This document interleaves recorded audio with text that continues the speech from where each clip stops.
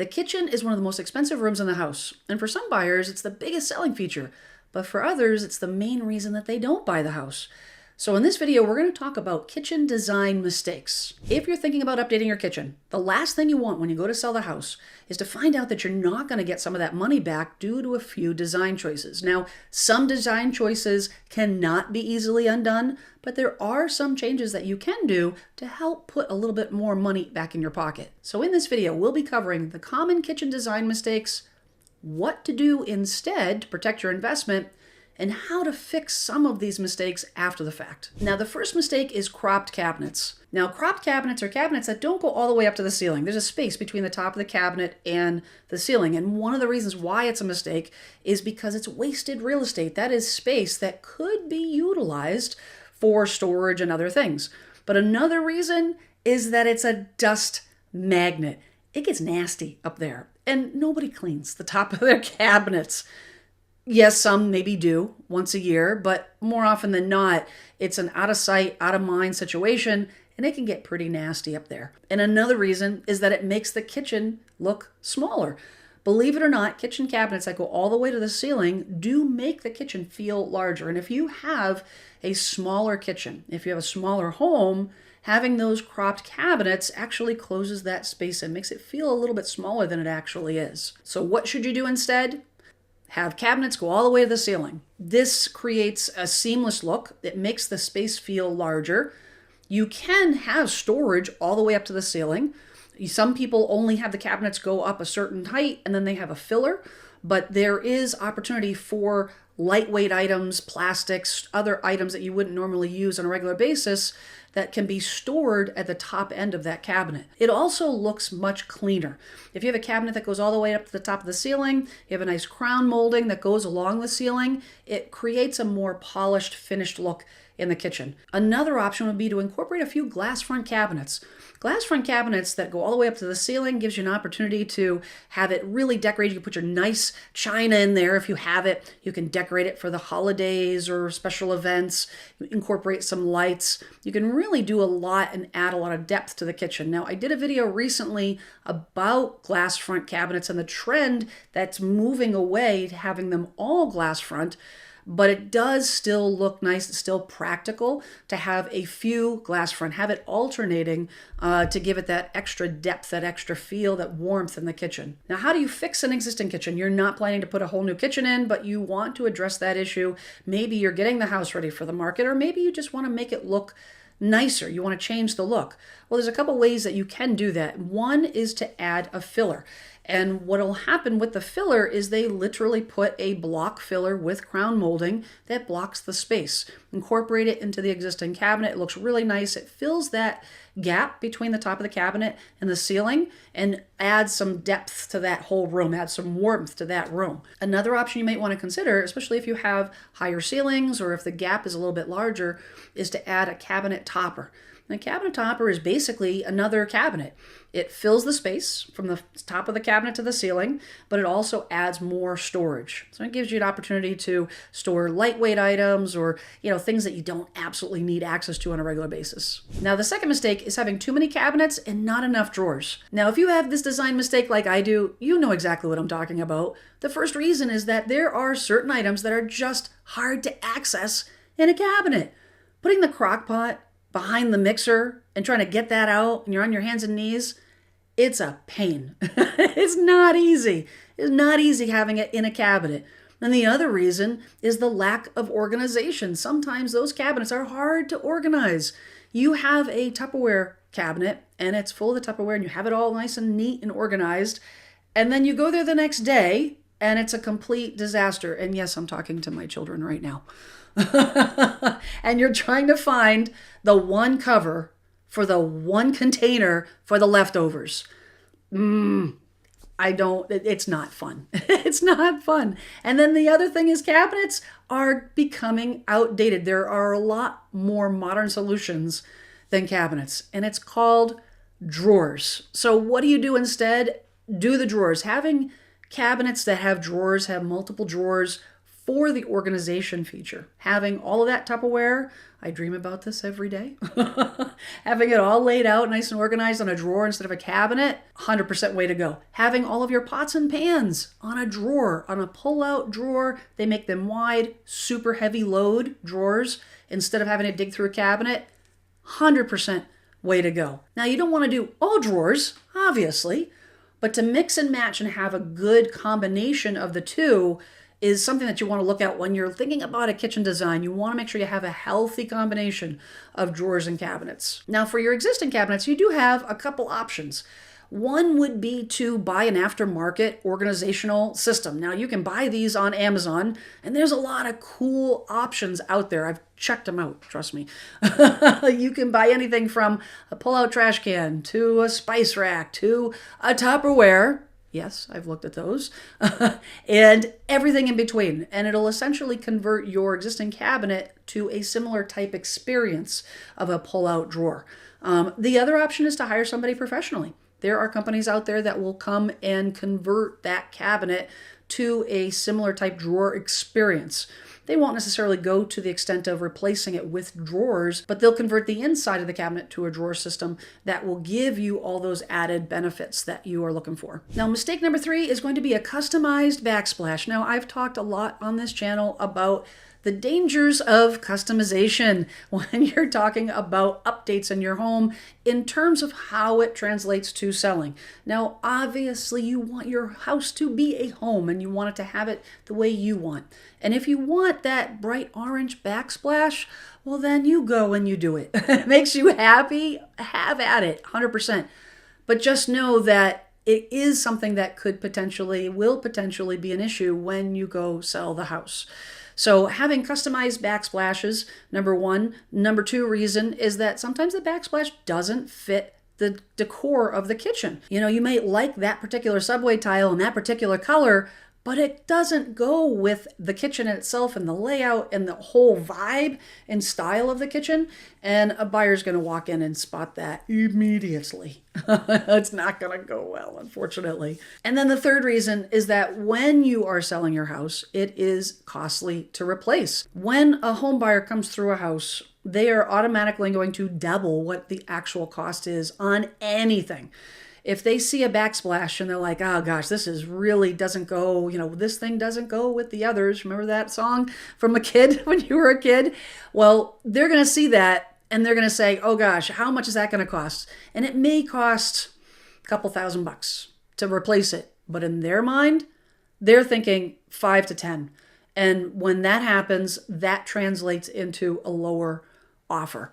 Maybe not 5 to 10,000 necessarily, but they're still going to lower their offer if it's something they feel strongly about. So how can you avoid that? Well, you stick with the trends. Again, if you want to make sure that you protect your investment and you have a house that is not sterile, you don't have to make it plain. You don't have to make it boring, but go neutral colors on everything. You can have style. You can add flair and color, but make sure that it flows with the design of the kitchen. Make sure that it makes sense for that particular kitchen. Now, how do you fix a backsplash that has been personalized?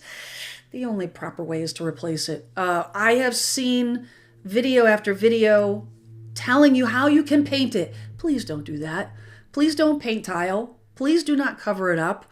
A home buyer can spot that from a mile away, and it very, very seldom does not come out right. It doesn't look right. It doesn't look professional.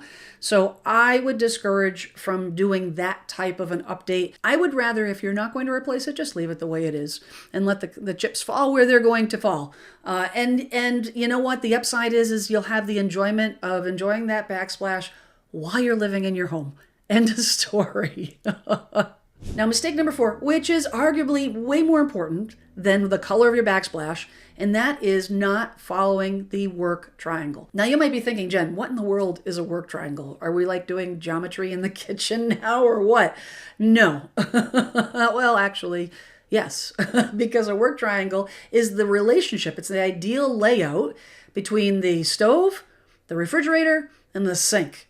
What you want is easy access. You want a flow, an unobstructed flow between those 3 points, because those are the areas that you're going to be doing the most work in the kitchen. And whenever you have a layout, you want easy access. You want almost a triangle as much as possible, a triangle pattern. If you really think about it, a lot of people don't realize, like, oh yeah, I have that. Yes, a triangle pattern allows you to go between the sink, to the stove, to the refrigerator. Things come out of the refrigerator, they go on the counter, you're working on it with the stove. Oh, we got a hot pasta, goes to the sink. You want easy flow. Having it too far apart where you have to bring that pot of pasta too far to the sink, that can be a huge inconvenience. You may have it too close, so you have no room to move when you're taking things out of the refrigerator, you're trying to prep to put things on the stove. If you don't have enough room to maneuver, that could be a problem. And then if you have obstructions, if you have appliances in the way, if you have an island that's in the way, trash cans, you don't want to have any obstructions in that work triangle so that you can have the best flow while you're working in the kitchen. Now, fixing this after the fact on your existing kitchen is not easy.